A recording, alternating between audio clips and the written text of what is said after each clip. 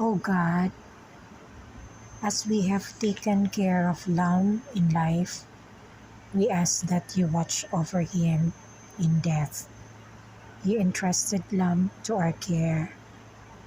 Now we give him back to you. May Lamb find a happy new home in your loving embrace. As we remember Lamb, we may love each other more dearly. Lord, pets were one of your greatest creations. Lamb brought me so joy and love, and I praise you for your wisdom in creating animals that enjoy the company of people. Thank you for blessing of Lamb.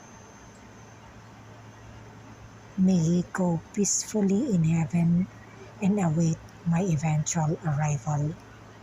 Please let me see Lamb again someday at the Rainbow Bridge.